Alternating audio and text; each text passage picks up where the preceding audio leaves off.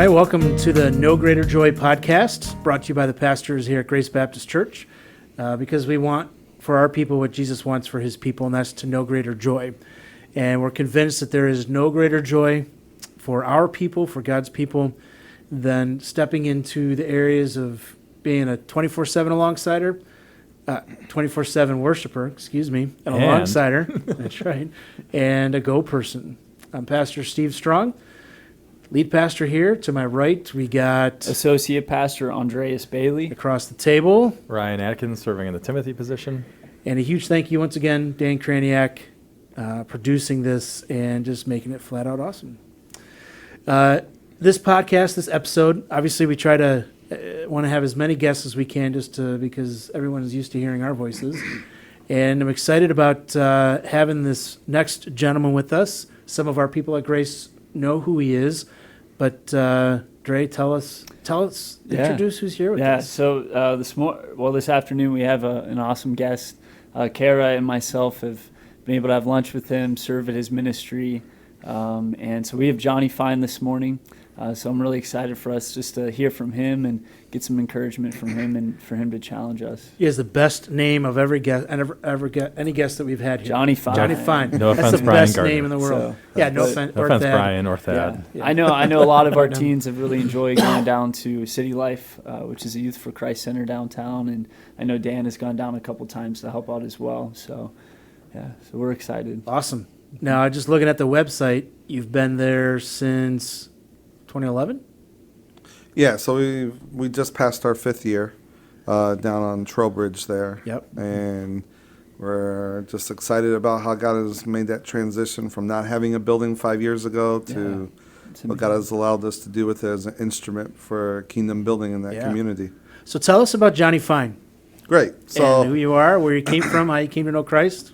All right, well, I'll give you the condensed version because I like to talk, so we'll hopefully... That's okay. Right. That's what a podcast is about, talk. So, well, first of all, thanks for letting me be here today and just be able to engage with you guys in the conversation, hopefully encourage our listeners to what it means to kind of go and do the gospel, be the gospel in front of people as much as possible. So a little bit about myself. I am a military brat of of a Marine named Gordon Fine, who... That's why Dan Kraniak likes you.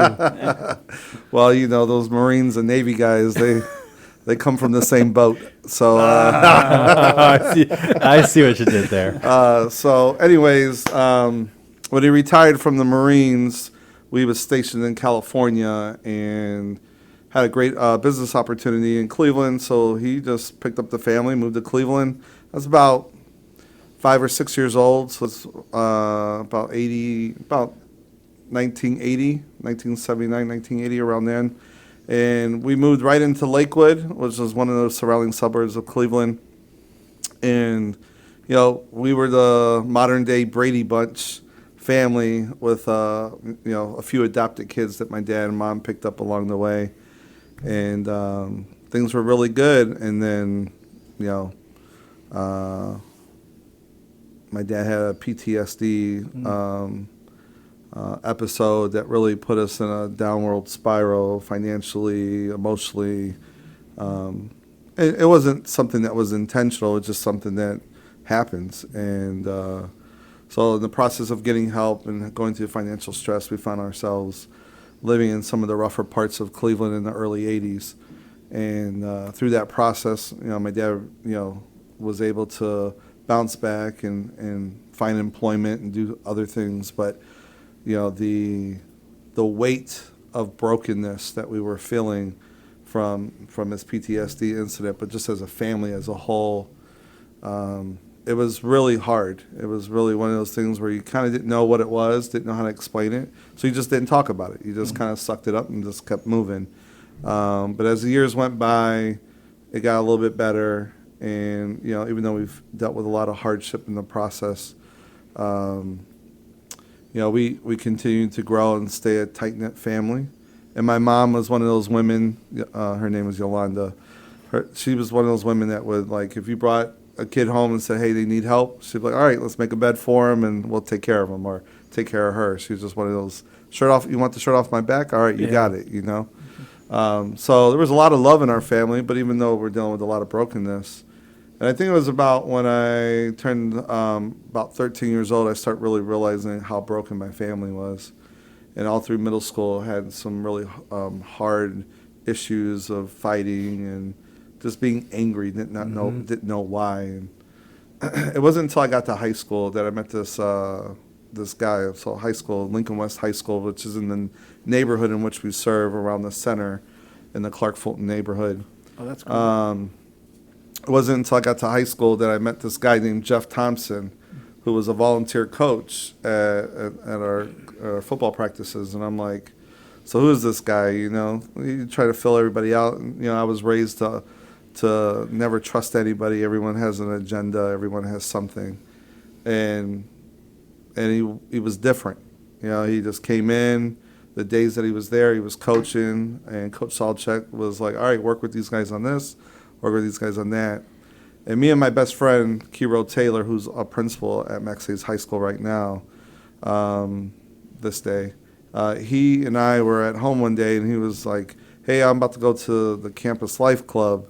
And I was like, Campus Life Club, what's that? And he said, Jeff, Coach Thompson? I was like, yeah. And he was like, well, he's got this thing where teenagers can go and play basketball and hang out. Well, I don't play basketball. But he said there was going to be food and girls there, so I was like, let's do this. All over you know what I mean? Yeah, there you go. So, 14, 15 years old, freshman in high school, trying to make a name for yourself, trying to get known.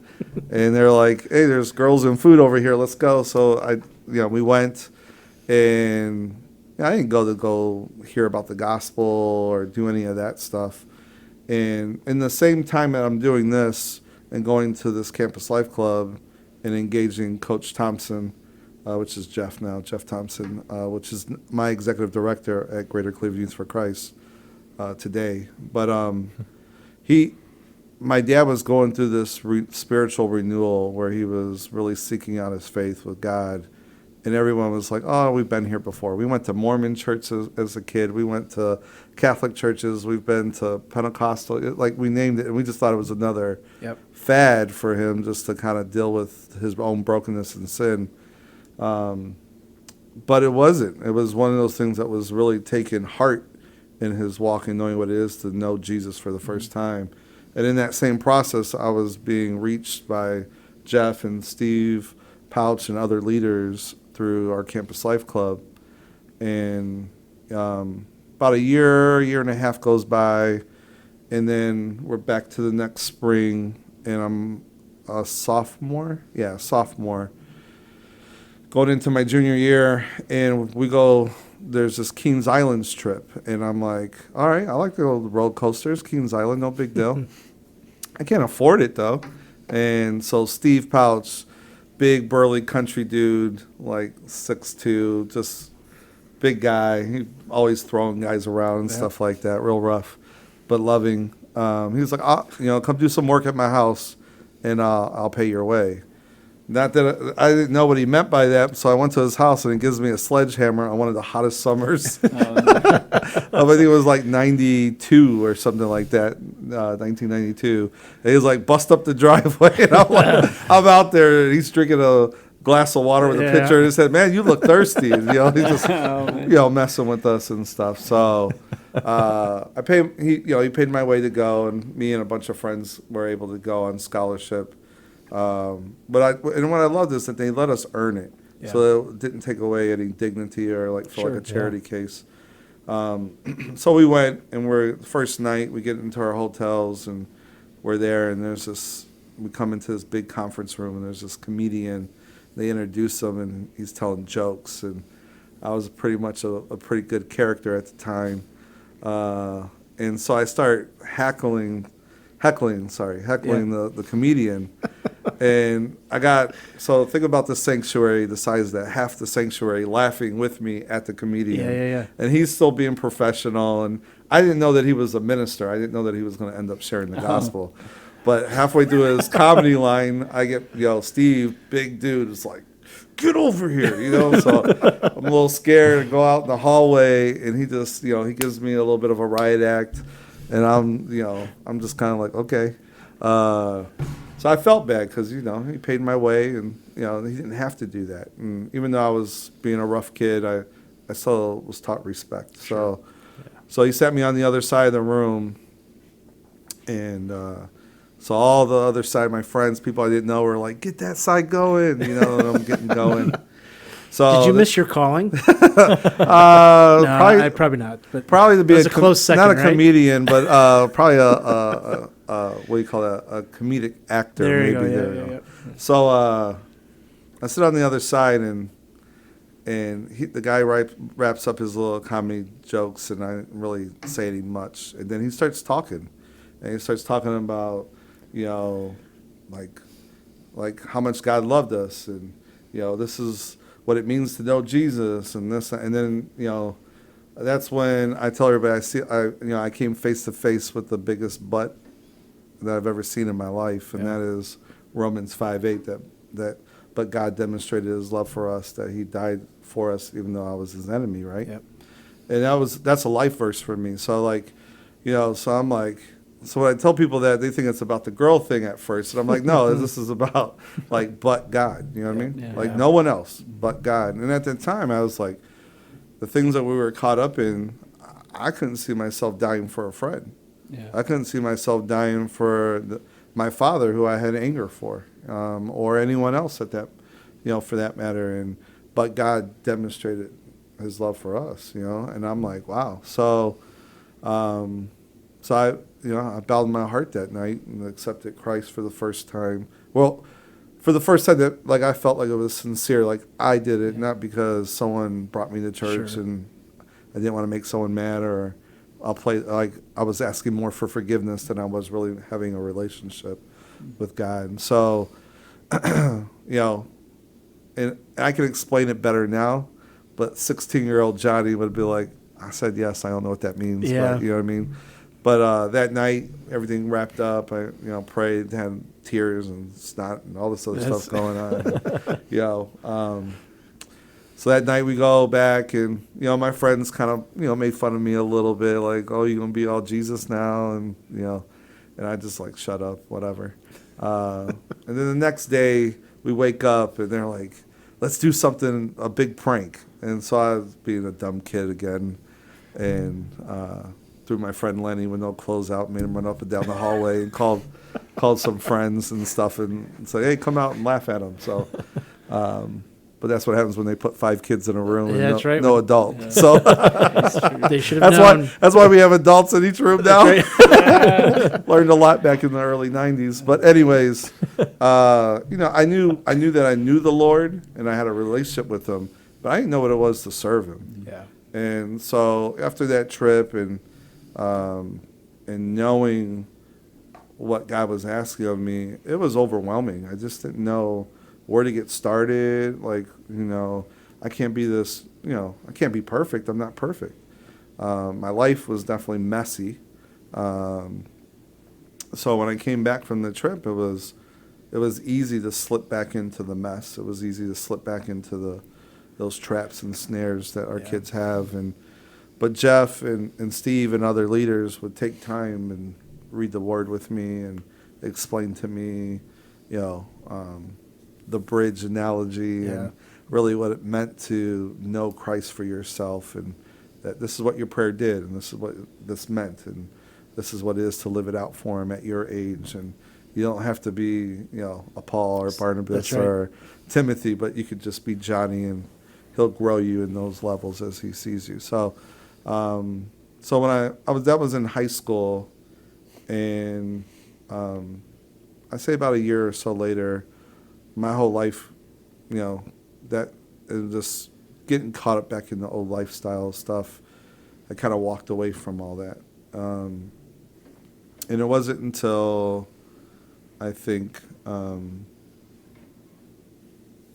my wife and I got married, and then we had a daughter on the way, and I felt God's conviction on me of like, are you going to be the same hypocrite that you were complaining about other people being with your kids? Yeah. And so my wife and I, one of my friends, Edgar Betancourt, his aunt was going to one of the churches in the neighborhood, and she invited us.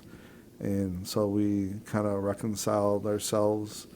We knew we were believers, but we reconciled ourselves and start going and attending there. And then a few years later, we start going to Scranton Road Bible Church, where we're at today. And man, it's been 22 years that we've been at Scranton.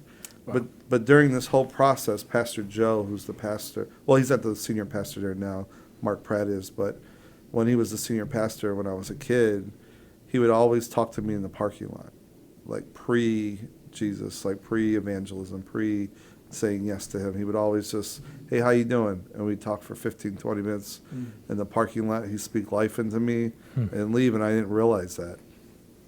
So that's where I'm at today as far as that little quick story. Yeah, no, that's Yeah. cool. Just with, we've been talking in other stuff, other episodes. I don't know if they're before this one or after. It doesn't matter. But just the intentionality of people, just having simple conversations. Yep. We've had others in here. It's this person was willing to ask me some tough questions, or was more than just, hey, how you doing? But have you thought about Jesus? Have you thought about spiritual things, and ask questions along those lines? And it's you see the impact maybe that your senior pastor back then didn't know, but it set the stage for future. We just don't always recognize the weight of something in the moment. Yeah. The Yeah, impact of and it. I think it's the way someone asks the questions, right? And it's Sure. not just the questions, Right. but the fact that they do it in a non-condemning way, Yes. and more of a loving way. It's the, hey, how can I nurture you to a place that you see your position, Yes. and how much you need Jesus in that state right now, Yep. and worry about the rest later. That's right. Yeah. Well, So, praise God for your salvation. Yeah. And where's your dad? Did he come to know Christ? Yeah. So so I'll try not to cry on this one. So if you Because hear I me- just think it's awesome. God in His plan is like working on Johnny Fine, and they're Yeah. working on your dad yeah. in different times, in different ways. But at the same time, it's just kind of cool. So my dad did make a profession of faith when I was younger, but there was some evidence, but not really a lot. And so about a year and a half after we bought the City Life Center, we do this thing called the Thanksgiving, where it's Thanksgiving dinner for everybody who wants to come. Yeah. And skits. So there's like little funny skits, there's dancing, there's all kinds of stuff. So it's hilarious. So we had probably about 350 people in the building, and we're feeding them, and skits are going on and whatever. And I got the opportunity to share the gospel with everyone and just say, we do this to care and love you, but like it would be wrong if I didn't take this opportunity to be able to share the love of Christ with you, and like what it really means to know Him in His fullness and understanding His grace. And so I shared, and my dad was one of the two people. So one of our students, Joanna, and my dad came up and came over to the corner and got prayed to receive Christ. So Praise that was God. pretty Wow. cool.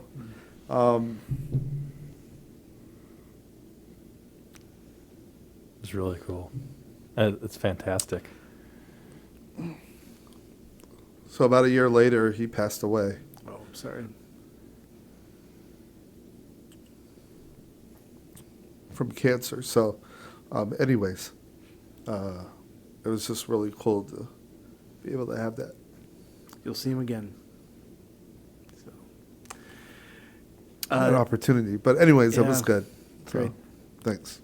So tell, not sure how many of our people would be familiar with Youth for Christ in general. Right. My guess, probably most have heard about Youth for Christ. But can you tell us a little bit about Youth for Christ in general, and then the City Life Center? Yeah. Just what those ministries are. Yeah. So Youth for Christ is an organization that reaches people everywhere, young people everywhere.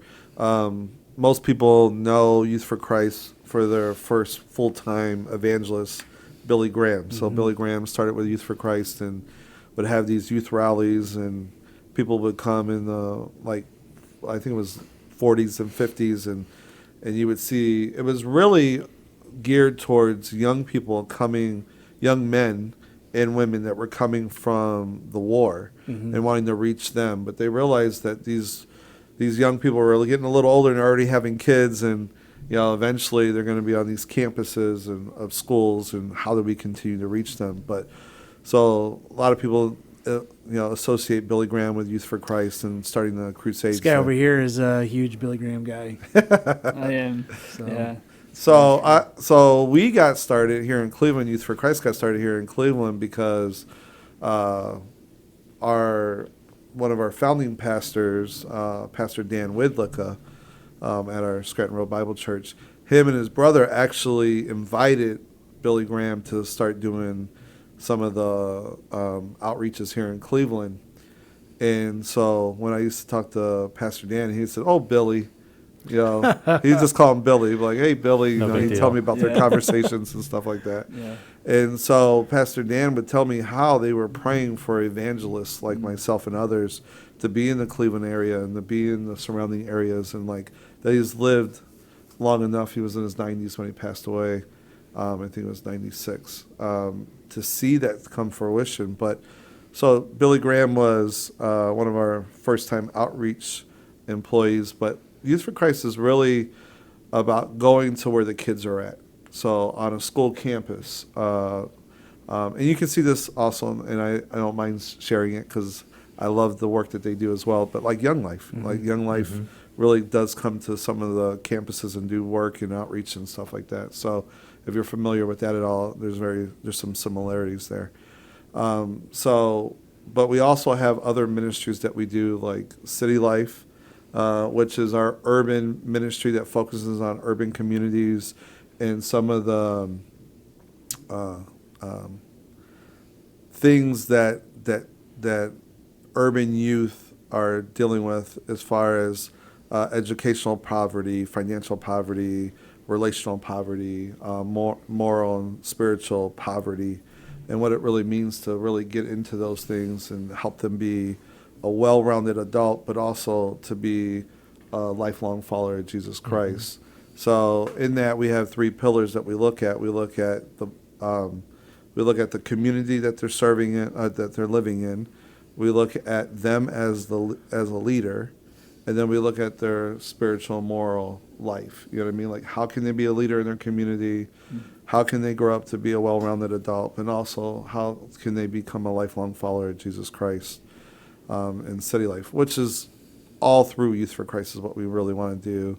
And then we have another ministry that we do called Juvenile Justice Ministry, where we actually go to juvenile jails and we do Bible studies. We do outreach where we have guys like yourselves come and speak hope into their life. We also do financial classes. We also do all kinds of other things that we're working with them, because we know that it's sin that's entangled them and has got them where they're at.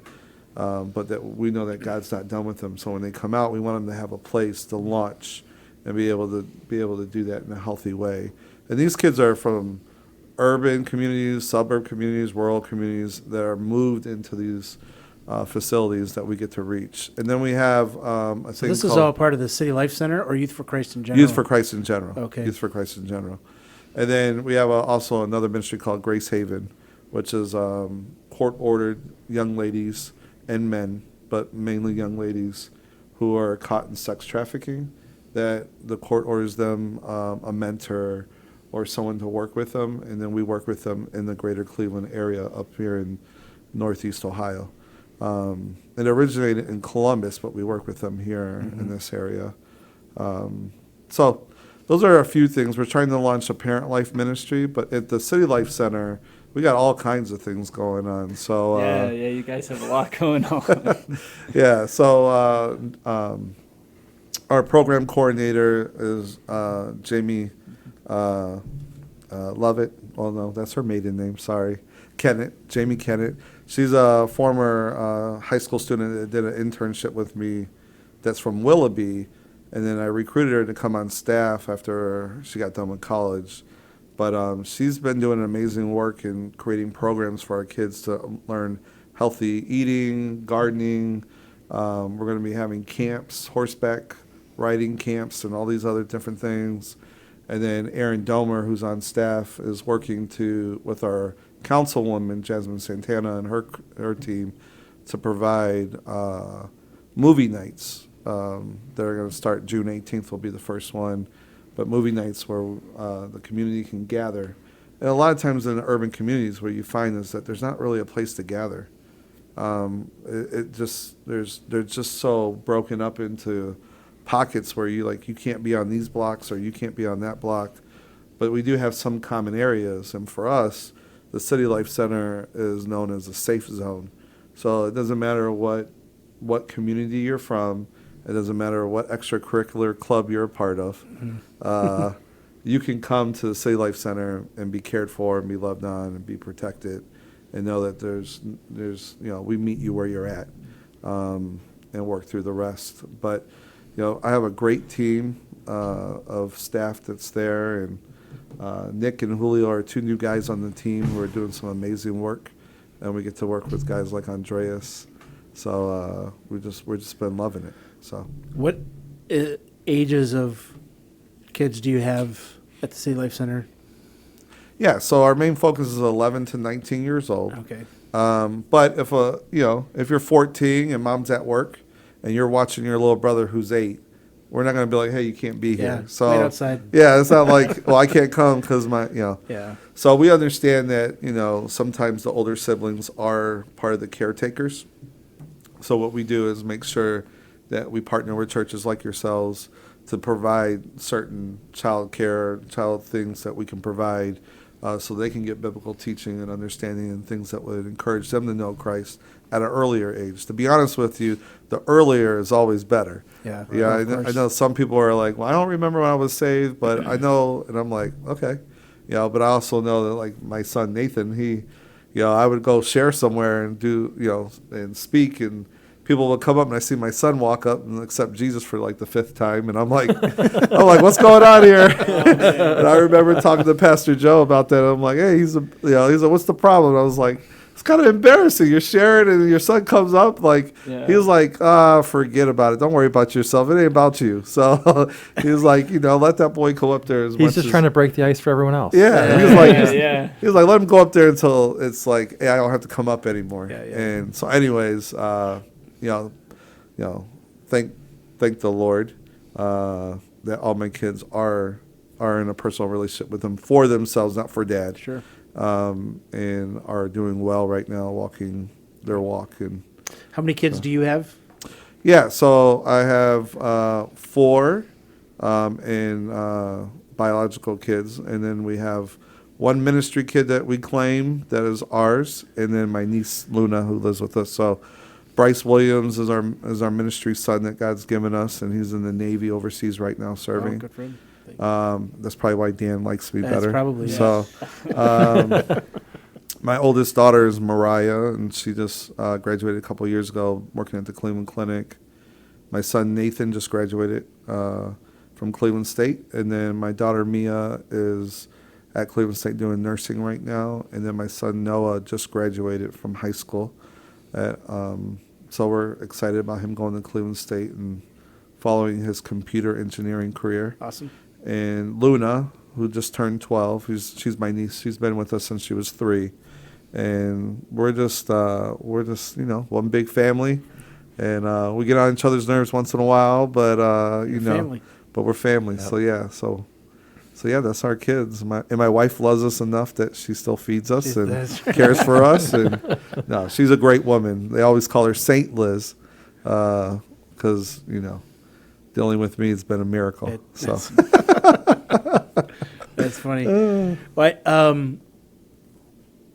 most of probably our people, obviously suburbs, share a little bit about perhaps the dynamic that these kids, the typical kids that are coming into your ministry, and how that might be different from maybe the kids that are in North Olmsted, Ridgeville, or something. My guess is there's probably a lot of parallel. Oh yeah. Sometimes, but what are you seeing in the kids that you're able to minister to? Right.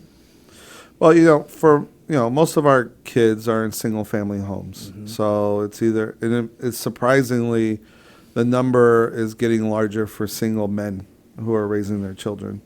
It's not as high as single women, as single mothers, but the number's starting to grow a little bit, where we see mothers like, well, I never wanted this child in the first place, so you take care of them, and we're starting to see an increase in that number. But our kids, it's like any other family. Brokenness is brokenness. Sin doesn't discriminate, right? Mm-hmm. So, we mainly see kids who are just looking for affirmation, a safe place to be while mom's working, but affirmation, a place to know that they are loved. We always used to joke that our clubs or our outreaches should be like Cheers, where everybody knows your name. Yeah, names are important, right? And even though the older I get, it seems like the harder it is for me to pick up names, but names are important, and so for our kids just to be loved, to be accepted for who they are, and where they're at. But we always say, look, this is open to anybody. Doesn't matter what race you are. It doesn't matter what socioeconomic status you're in. Doesn't matter what you think your gender is. Mm-hmm. Some of those hot topic buttons. Yeah. We know that we're called to love you and that you're an image bearer of God. And because you bear his image, we're called to love you and to show you what it is to know him for yourself. We want you to have this relationship with him. But even if you decide not to, everything's still open. Still going to love you. Yeah, you're still there to be part of everything. You're still able to, eat, go on the outings, do everything. But there are going to be some times where, we're not ashamed of who we are. We're not going to step back and not share the gospel because it offends you. The gospel is offensive. We know that because it's the truth of God, right? And it tends to pierce you in ways that no matter what other people's judgment can do, it's in a way where you have to handle the business. Yeah. You know what I mean? You can't just really run from it. Well, you can, but eventually you're going to get caught anyway. Yeah. So our kids understand that, and they know, like, hey, be respectful. Even if you don't want to hear it, be respectful. But because who knows? You continue to allow them to let you love them. Yeah. Because who knows when, where, and how God could. The seeds that you're planting may not take root for 20, 30 years from now. Yeah. And why be the ones to be like, no, we're going to stop planting because for any number of reasons. Yeah. And I have a unique perspective just because I was an inner city kid who was reached by that same ministry, who my leaders would tell you after when I was in my 20s and I came on staff, they were like, to be honest with you, we thought you were going to be either dead or incarcerated. We didn't really think that you were going to... but we were hopeful. Yeah. You know what I mean? And they didn't tell me that while they were doing this, but that was a struggle for them to say, maybe it's a waste of time. But we know that nothing, God's word doesn't come back void, that right. What we're doing doesn't come back void, that there's going to be seeds that are going to be, harvested later in their labor. And that's what happens. So like being able to, when I first started in my late 20s, I was 27 when I came on staff, they would look across the table and I'm like, it's just so weird. Like, it's so weird that this punk kid is on staff and I'm listening to him and he makes sense that we need to make those changes. And I'm like, well, thanks. You haven't locked any of them out in the hallway, have you? No, not yet. I've given them enough hard times that I'm like, well, you hired me. So funny. Anyways, but yeah, so it's really cool. And now doing this for 18 plus years through the church and through Youth for Christ. I'm 16 years in it with Youth for Christ. I'm starting to see kids that I started reaching who are now with kids who are 6, 7 years old. And then they're coming back or they've coming back from incarceration or whatever. And they're like, I just had a student, well, he's a grown man now, but he just beat a murder case that he was falsely accused for. And I was following his case pretty closely, and I saw him at the mall. And he said, "I want to come back. I want to coach basketball. I want to do this. I want to, And I'm like, great, but let's start with the basics. Yeah, right. I love the hunger. I love the desire. but we gotta start with the basics. Let's set up a time to talk, and do this, because one of their own coming back to reach, that's huge. You know what I mean? But then we also have individuals like Andreas and Brad Sutton, who's a senior pastor out in Denver, who has made phenomenal change and momentum in young people's lives, because who's this white guy and why is he? Yeah. Like, why should I trust him? And then they From do. Pittsburgh. Right. Well, that's a whole nother. That's a whole nother show. That's a whole I don't nother think show. he's told any of them that. I haven't told anybody that, Yeah. but I mean, like, just to say, I hope man, they're not listening. Yeah. Just To say- undercut everything you. yeah, just to say that someone like him is willing to make an investment in me and has my best in mind, and not trying to like use me or make me their poster child. Or so it's pretty cool to be able to see that and kind of see that full circle with these now adults with kids and stuff. And longevity. Yeah, longevity. Longevity allows you to see that Yeah, and allows you to be there for him however many years later. yeah. He has someone that he trusts already that he can come back to. Also allows me to be able to handle issues in the community a different way, because it's something that's trusted, and I have the relationship, and I'm like, hey, this one needs to be out of the gang. Let's go. Yeah. Like, it shouldn't have never been approached. None of them should be, but like, help me save this one, even if you feel trapped. So it's an easier conversation now than when I first got started. Yeah. Right. So anyways, Yeah. so yeah. What excites you? Maybe kind of run with two of these things here. What's exciting you about your ministry right now? Yeah. And how do you see the adversary pushing against what you guys are doing? Yeah. Well, I'm always excited about God's work. You know what I mean? Like, I'm always excited about what God is going to do through people, and I always tell people, like, don't ever think that God can't use you, even if you feel like I got to go clean myself up, or I got to go be less sinful, or I got to have a deeper prayer life. Like, yes, all those things are good and should, but like, God can use you right where you're at. Like, don't ever underestimate that. It takes that one step. You know what I mean? We don't want a hot mess. Yeah. But we want faithfulness, right? We want it to be faithful and let God do that process. But the thing that excites me a lot about ministry right now is that we're, for the first time, I mean, in 5 years, we've decided to buy this building, which we've never owned property before, or a building or any brick and mortar, to really reach a community. And because we've done that for 5 years, and my executive director and the board was like, look, we feel like God is all in this. We feel like we have the right guy to help us with this on the ground level. Let's do it. And then we've had some really great successes with it. And now that we're 5 years into it, like, we are, we have the green light, the go light to go to the east side. Mm-hmm. We were on the east side for a while, but now we're targeting 3 different neighborhoods, which is in Collinwood, Huff, and in Glenville. So we're looking at those 3 neighborhoods to get something going. And then we're looking at the Cadell neighborhood on the west side of Cleveland, if one of the other neighborhoods don't work out. So we want to go into 3 neighborhoods this year.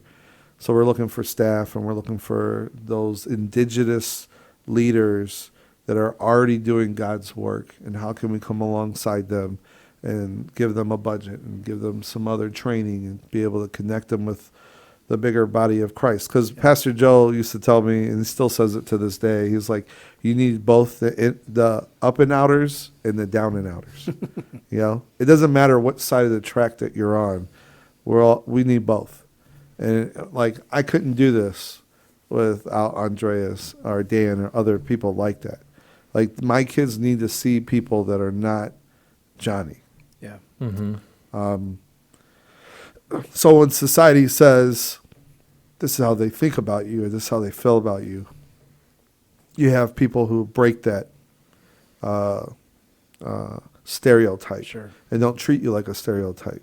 So for me, that's exciting to see God growing the ministry and seeing God do that with sincere people and leaders in churches from inner city and suburbs and rural America to really come together and be the body of Christ that I see is a beautiful thing.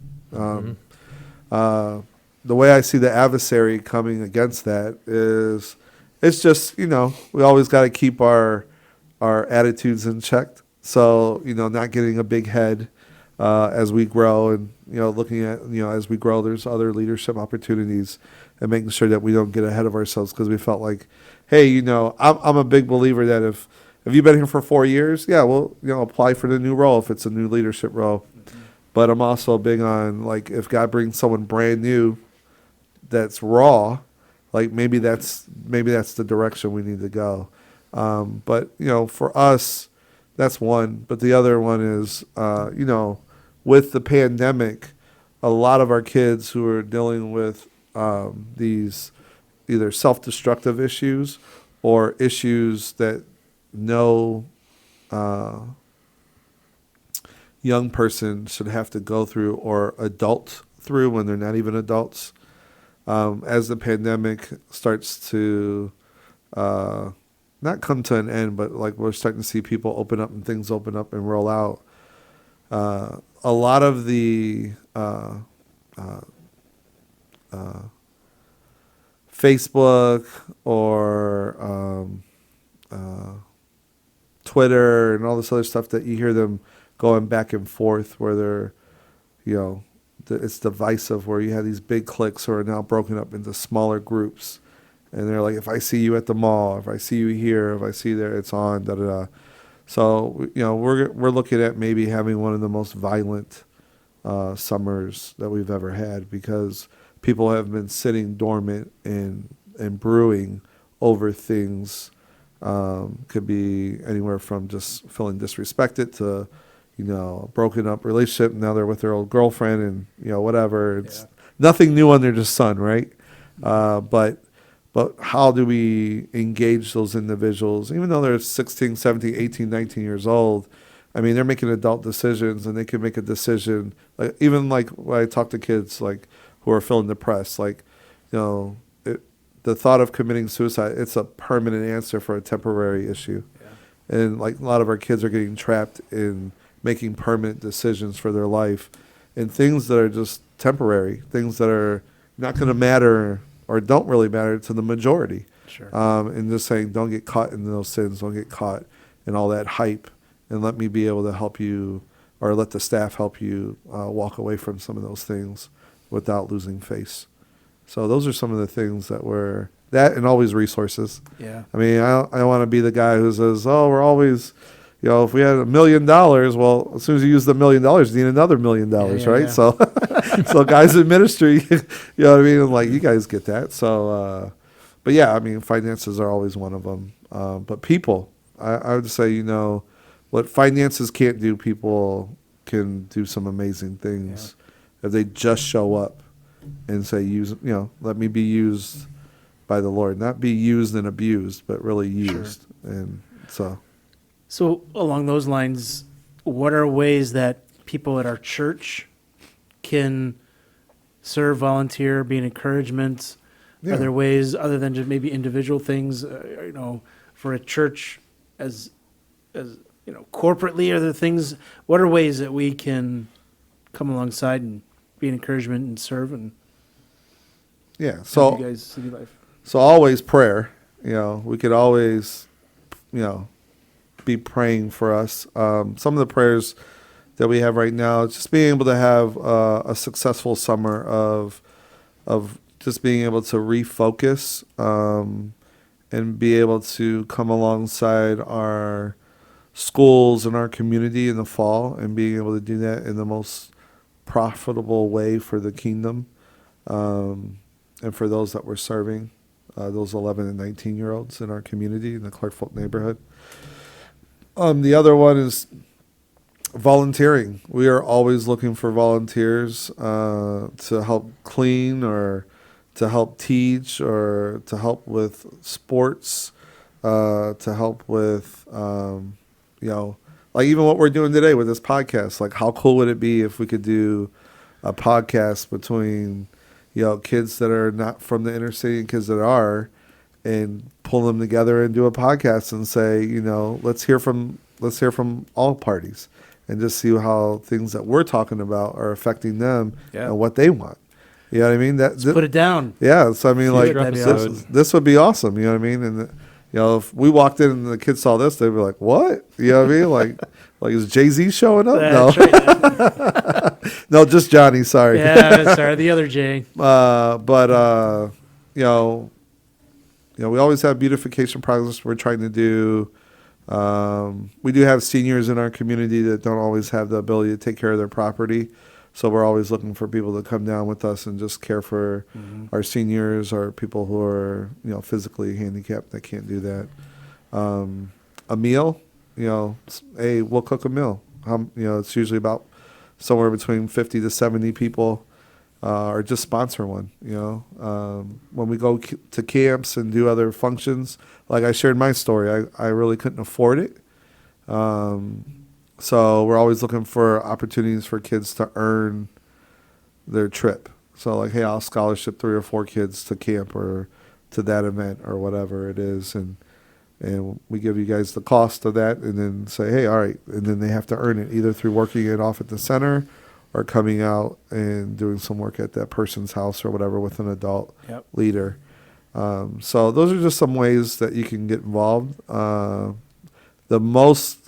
The on-ramp for that is go to our Greater Cleveland Youth for Christ website and just read over the ministries. I'm not here just pushing the City Life Center and what we do, but we have other core ministries.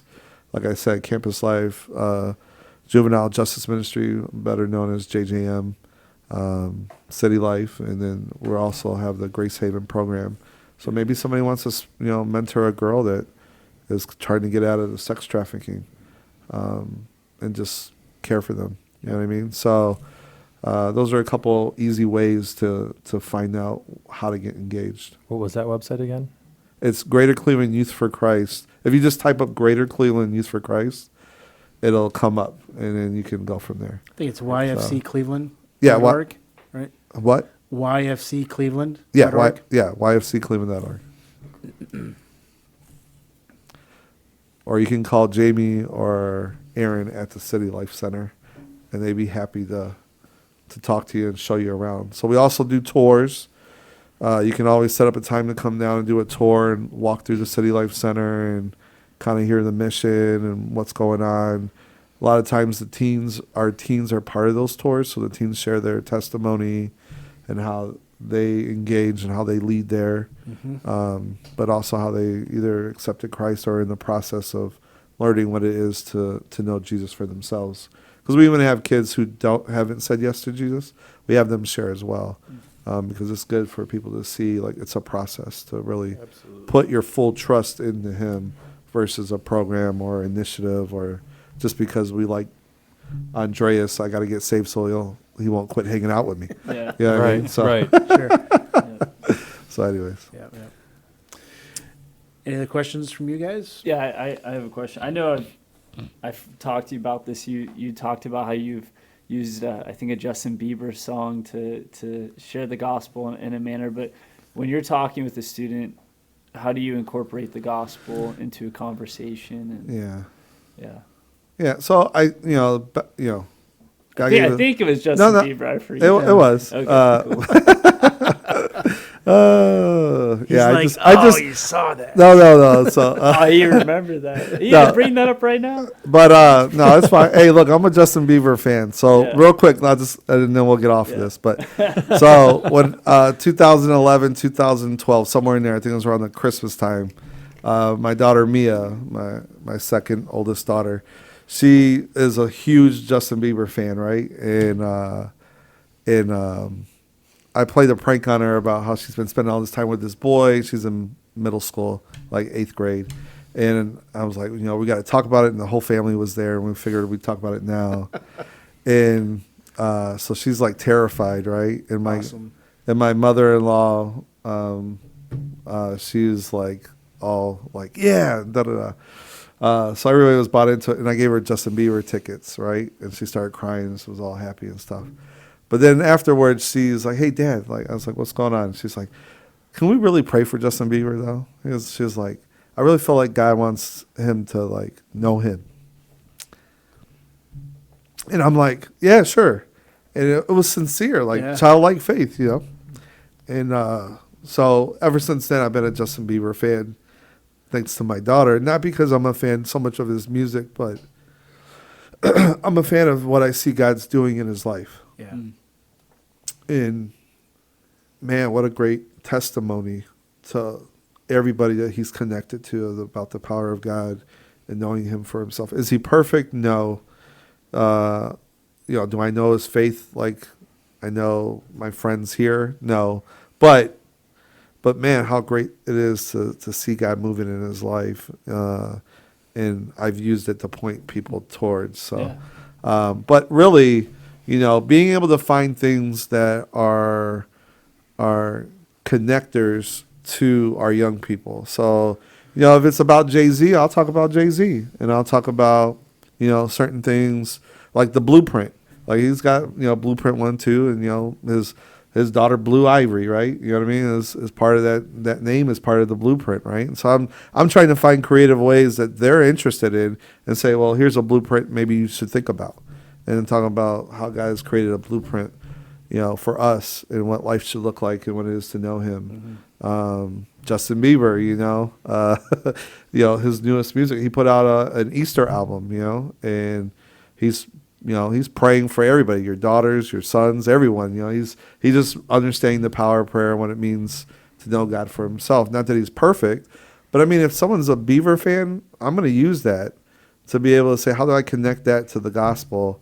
And how do I understand, and like how you've already made a personal relationship with this artist that you don't really know, Mm-hmm. who doesn't even, you know what I mean? Like they've made these personal relationships with, local people who aren't in the best of situations and don't really have any care for them, but they do it because it's better to be known and loved for the things that you don't do well or bad, than to not be loved at all. I'm like, what does it look like to be loved for the good that you were created for and the good of what it knows to know God's full grace, not just his mercy, but his full grace, and what that is to sustain your life to be a long life follower of Jesus Christ. Like, that's huge. That is generational change right there. Mm-hmm. That's what changed our family. So, go. Use Bieber. Yeah. That's great. No, we have a world full of people, things, and the happenings Yeah. to just hook into, to bridge into the gospel and use what it takes. Mm-hmm. So. Yeah, it's just relating, right? Yep, I that's mean, right. we see that all through the parables. It's just, the Lord could come at them real hard and be like, woman at the well, you're the sinner. You know what I mean? You're the adulteress. You're this, you're this. No, he related to her. Yep. And he gently restored her and said, until the place she's like, I want that water. And then when she got it, she went back, and she was the catalyst to reach her people. The low of lows, right? Mm-hmm. So I'm good. I'm in good company to be able to say I'm one of the lows of lows that's reaching his neighborhood. So, what would you, along with that little statement there, how would you challenge the people at Grace from your time at the City Life Center, Youth Christ, your own story, and what would be one thing that you would want to communicate to them? Yeah, we have more in common than we have that separates us. Mm-hmm. That's the one thing I would want to communicate. I think it's fear. You know what I mean? Like, I think fear of the unknown. Like, when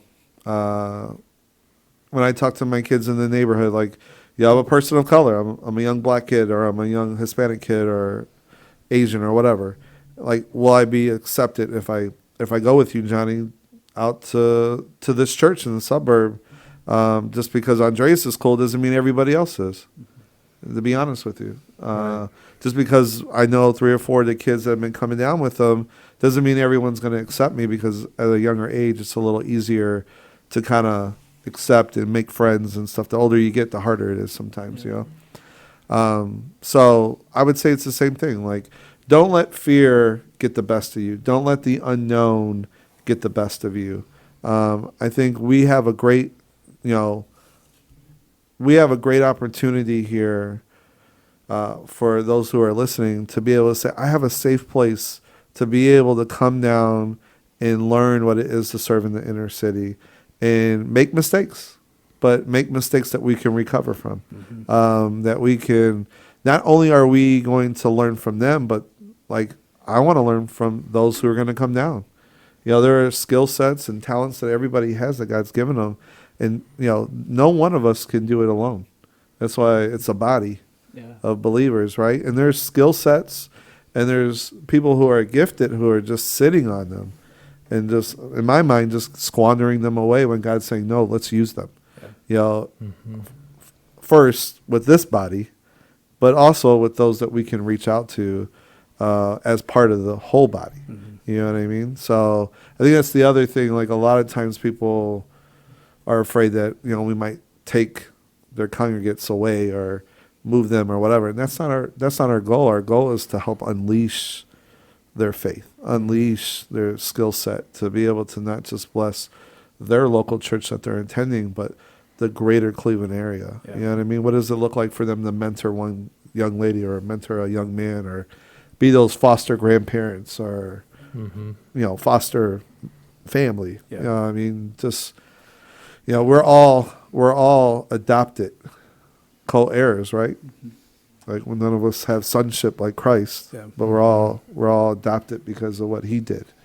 What does that look like for us to do that with those kids and 11 to 19-year-olds that we're doing with, not just on the near west side of Cleveland, but hopefully in those other neighborhoods on the east side, and start breaking down some of the racial divide in a biblical way, being able to look at what real unity really looks like, to be able to, really glorify God by allowing people to see what the kingdom of God's really going to look like with an array of people that just look different, but worship one God. So, that's the easiest. Just come down, no matter what the fear is. Come down, and if it means that we come up here first and do something simple here, and then come down, like whatever those steps are, let's do it. Like it doesn't have to be you got to come down first. We can come up first for those who need that, and then slowly build a relationship and work that out. So, because it's a we thing, it's not a you or us thing. It's a we thing, and like I said, we need both the up and outers and the down and outers. You decide where you fit in that. You could be downtown, but doesn't mean you're a down and outer. You could be an up and outer. There's some people who are living well in the city who are not doing anything, but just focused on themselves and playing the part. And God's called us to more than just playing the part.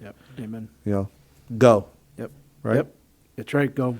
That's why I appreciate you taking the time. Getting to know you a little bit, and look forward to what we can be doing together in the future.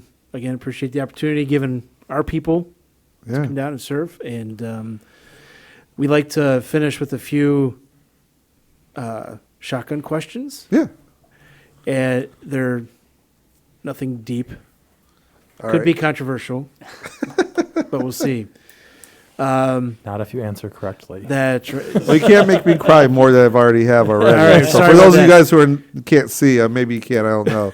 But I'm already tearing up because of just, I'm a heart guy. So a heart guy, not a hard guy, but a heart guy. Amen. Favorite, where do you like to go? Where's your favorite ice cream place? Mitchell's. Favorite flavor at Mitchell's? Butter pecan. Oh, okay. That's a new one. What's your favorite menu item at Chipotle? Favorite menu item at Chipotle. What Well, do you get? I'm picky when it comes to food, so I'm a little difficult. But I do a bowl with a tortilla on the side with pork and chicken. All right. So All pork right. and chicken. All right, you double it up. Favorite book outside of the Bible, or maybe we could ask you, what are you currently reading right now? So favorite book outside of the Bible. I don't know if I have a favorite book, but I'm reading a book with my youth group and my sons and my son-in-law called Multiply by Francis Chan. Mm-hmm. It's been really good. So we're a little behind on a couple of chapters, but we're catching up with Keep your all own the pace. Yeah, we don't have to be done until the end of the year, so we're perfect. okay. We You're got some good. time. So. But it's been really rich just to be able to read that and kind of, look at what it really takes to be, vertically aligned. Yep. So that horizontally we're making the impact that isn't about us, but Yep. That's a great about book. him. So, Favorite book of the Bible then? favorite book of the Bible? Nehemiah is Ah, one of my nice. favorite books. I have more than one, but I would say Of course. Nehemiah Yep. because I kind of feel like I'm living in a modern day Nehemiah Sure. situation. So, Your own city. yeah. Favorite movie? What movie can you watch over and over and over? Remember the Titans. All right. Who's your favorite person in the Bible, other than Nehemiah? Because Well, that's my favorite book. Other than Jesus. Yeah.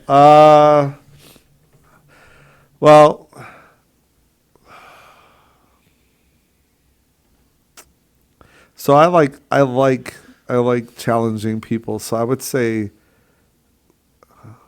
Stephen. all right. Like, we got to take care of people, and I'm not a back down kind of guy. So I've been stoned a couple of times verbally, but I'm still here. Favorite restaurant to eat in Cleveland? Favorite restaurant to eat in Cleveland? I guess it could be not just city proper, but anywhere. Restaurant. Okay. Wow, that's a hard one. I would say I would go with the one that we frequent the most.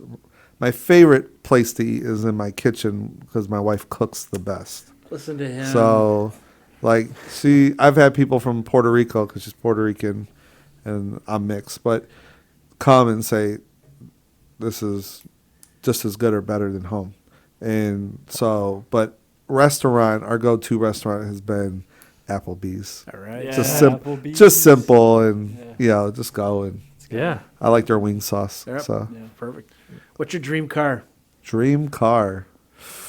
Whoa. That's a good question because I'm actually looking for a new car. So. All right. Dream car. Wow. I don't really have a dream car. Huh? I just want a better car. Something that gets you where you're going. That's right. Sorry, I don't have a dream car. It's all right. Your favorite vacation spot? Where would be your ideal vacation? My favorite vacation spot has been Puerto Rico. Yeah, I'd say Puerto Rico. All right. Favorite cartoon growing up? Favorite Transformers. Nice. Quick. G.I. Joe for That me. was quick. Transformers. Real American Heroes. I love G.I. Joe I remember too. Transformers. I'd forgotten, honestly, about the cartoon growing up. Yeah, Nice. I would watch it before I go to school. So. What about your favorite cartoon right now? My favorite cartoon right now? Working with kids, you got to have. Oh man, I don't. My sons are all into that anime, Yeah. Yeah. and I'll be honest with you. No, thank you. No, they're amazingly sharp. So I mean, no. My favorite cartoon now? If you don't have one, that's all right. That was a throw on. I don't know when the last time I watched cartoons. To be honest with you, I'll say G.I. Joe. G.I. Joe. All right. All right, there we Very go. good. I see what he did there. Yeah. LeBron or Michael? Michael. Yes. All right. People always ask me that. I'm like, okay, LeBron, amazing, doing some amazing things. Not going to take it. Different era, different situation. Michael saved an industry. NBA would not exist without Michael Jordan. There you go. Wow. Pretty powerful argument. All right. And LeBron is capitalizing on the industry to do the best for people. And I love that. Yeah. So different Yeah. sets. You can't really compare them. That's a good. Starbucks or Dunkin'? Starbucks. Ah, Yeah. Because I don't want my daughter Mia to come after me. there you go. Starbucks. Michigan or Ohio State? Michigan or Ohio State. Oh. I'm going to stand with Pastor Joe on this one, because he's a Michigan fan. Good for him. So I'm going to, in his honor, He's a great guy. because since I don't follow college football, in his honor, I'll say Michigan. All right. Good for you. It's my Michigan favorite State. guest so far. Spring or fall? Spring or fall? Fall is best. All right. Yeah, you got cool evenings, Yeah. campfires, less bugs. Spring's got baseball. That's true. But I like all of that with fall. Yeah.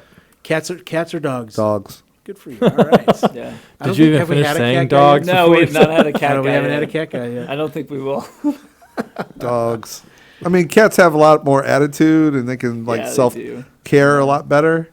And they actually earn their keep by hunting. True. No, I get If you have that situation, or maybe your neighbor and they just like, I'll be back. I'm gonna go hunting. But dogs always, yeah. All dogs go to heaven. There you go. Good. All right. Johnny, thank you, really. Yeah, for thanks joining so us. much. Appreciate your time, your honesty, your heart, and look forward to what God's going to do in the future here. This is great.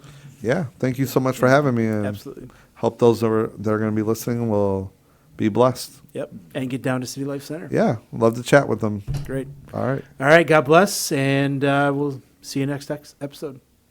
See you next time. Yep. Thanks.